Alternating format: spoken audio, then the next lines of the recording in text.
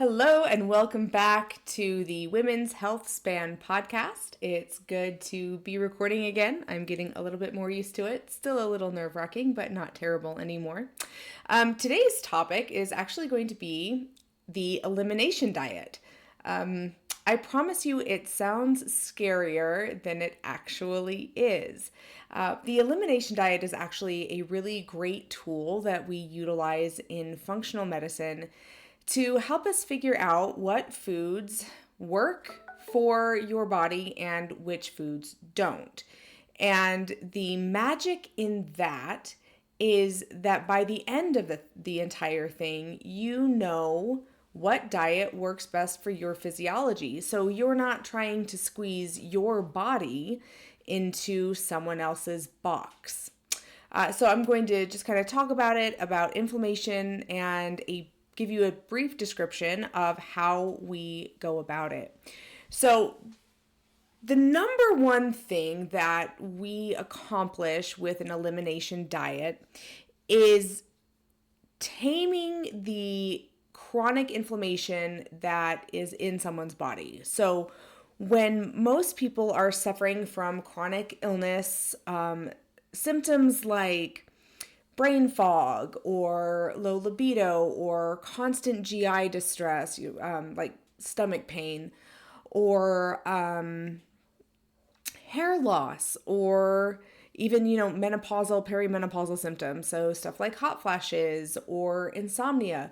When women have been suffering with these kinds of symptoms for a long period of time, we always find increased inflammation in their bodies. Okay. Not only do we find it like in their blood vessels, but we find it in their gut. Okay. And in order to naturally reduce that inflammation, we have to change what they eat. Because a lot of times, even when people are doing a good job with their nutrition, there are some things that they're missing, not because they're doing something wrong, but because if you're doing something like eating Greek yogurt, right, which is a great food and it's a high protein food, but if you have a dairy sensitivity, that great food is causing you a problem. And we do see that a fair amount. So that's why even in people who say, "Hey, I eat really well," my response is, let's run an elimination diet just to make sure that you're also eating appropriately for your physiology. The other thing that utilizing a elimination diet does is it helps us tame the gut. So your gut, and I'm sure this isn't news, right? We've been talking about probiotics for years and years now, probably 20 years now that probiotics have really been a thing. And that gut biome is super important to your health. It truly is your second brain. And a lot of your immune system is actually located in your gut as well. So if you have an unhealthy gut, usually through no fault of your own, you've just been going through your life eating foods that you think are fine and that are healthy, but are actually, wrecking your gut. Like the biome is off, the pH is off, and you have what we call gut permeability. So there's this super thin line, like this lining on the inside of your stomach and your intestines. It's only one cell thick. That's how delicate it is. But because of the stress that it has been under, it is letting food through. And that in turn feeds the inflammation in your body. When we do an elimination diet and we get rid of these foods that you are sensitive to, it also allows the gut to heal, which is the second reason that we utilize an elimination diet in the quest for optimal health and in the quest to just get people feeling better. It is amazing how effective this is, even in something as complex as an autoimmune disorder. We've seen it work for multiple sclerosis. We've seen it work for rheumatoid arthritis. And we've seen it work beautifully for things like Hashimoto's and Graves'. So this is an extremely effective tool that functional medicine practitioners have in their belt. So let's take a minute and talk about how an elimination diet works. I know it sounds scary, the thought of eliminating things in your diet, right? And part of you is probably thinking, I have already tried that. Because by the time you're a middle-aged woman, you really have. Like, you have tried probably Atkins, you've tried Weight Watchers, you've tried the Mediterranean diet, you've tried Whole30. You have tried every diet under the sun. So by this time, you're probably thinking, at some point, I have eliminated every food. With the elimination diet, there's a system. There is a method to the madness. And that's really where the magic is. So what we do is through the course of usually 6 weeks, give or take, depending on the practitioner and on the client, we remove a series of foods. So, like for me, week 1 is caffeine, alcohol, seed oils, sugar, and artificial sweeteners. Yes, it is a lot to bite off, but those are the foods that are most likely to be driving inflammation. So that is why we start there. Week 2 is usually gluten, right? We get rid of all gluten grains, and then we get rid of dairy. And then after that, we get rid of all grains. There's a reason. There's a method to the madness, I promise. And we continue to move through the weeks. We eventually bring out nightshades. So those are things like eggplants, peppers, potatoes, tomatoes. We take all of those out as well because we're checking for sensitivities. And then after you have eliminated all of the foods on the schedule, we begin a reintroduction phase. And just like we took the food out systematically, we're also going to bring the food back in systematically. And you do some journaling to keep track of any symptoms that may crop up. And there's symptoms that sometimes there's symptoms that you're not really expecting. So it's not uncommon for people to reintroduce dairy, and it might not be intense stomach pain, and it might not be like GI distress or diarrhea or constipation. What it may be is they feel a little congested. And that is one of the symptoms that we look for with dairy sensitivity.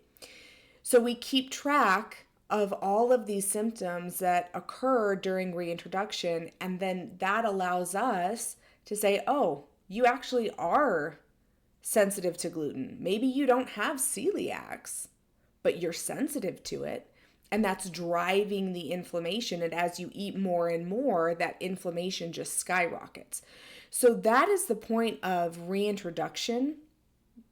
And there's this whole system with it where like you eat the food you're reintroducing 3 times over the course of 3 days. And if you have those symptoms and you pull it back out, it really is this beautiful system for finding out how your body reacts to food. So it's not this willy-nilly, I'll try one diet for 1 month and then I'll try another diet for another month and see if I can make sense of it. It brings it all together, and in, I would say, 8 to 12 weeks, you have a really good idea of what your diet should be for your best health. So let's talk a little bit more about the benefits. Okay, we've talked about why we do it. We've talked about what it is and what it looks like. So what are the benefits, especially for women? Hormones. Okay. When our diet fits our physiology, we have a better idea of what is going on with our hormones. One of the things that we see a lot is estrogen dominance. So in women who are having a hard time losing weight, so in middle-aged women and then in women suffering from endometriosis, we see a lot of estrogen dominance. Now, with estrogen dominance, there are a couple ways we can come at it, right? We can try to increase the other hormones. We can try to increase progesterone to match the estrogen, or we can try to clear the estrogen. And that is my preferred method. But what that entails is us decreasing inflammation so that the liver and the detoxification systems can work properly to clear that excess estrogen. So that's one of the benefits of an elimination diet for female hormones.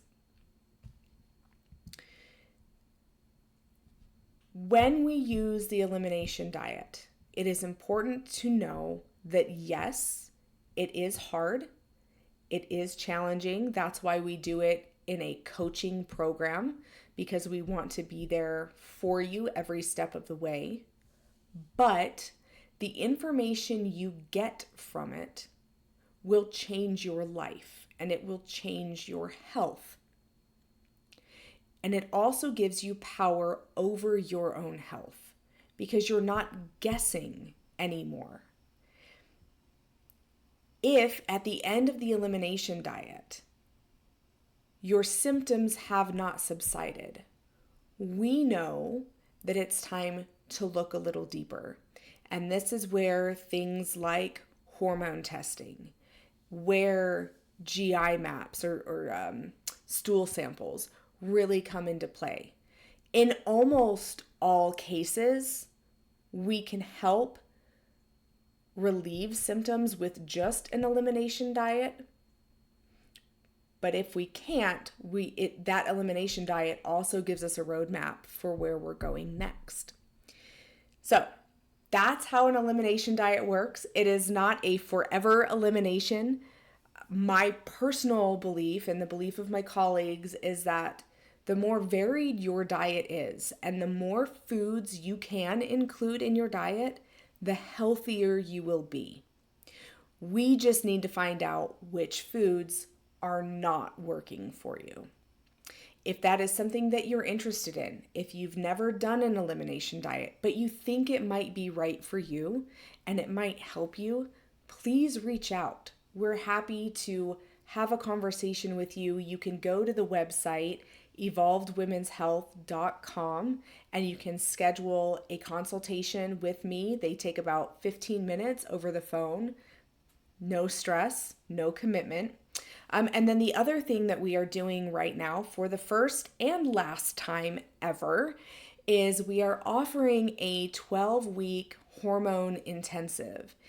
This program is designed to give you a leg up on your hormone management. It does include a hormone test as well as a consultation with a hormone specialist and with me,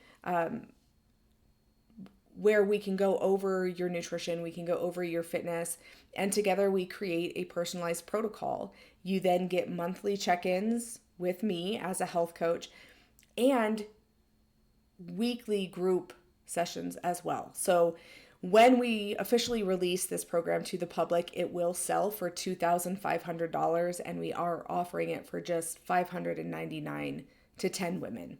You'll be our founding cohort and you'll have an opportunity to help shape the program. So if that sounds interesting to you, please go to the website. Again, that is evolvedwomenshealth.com and you can register for the program there.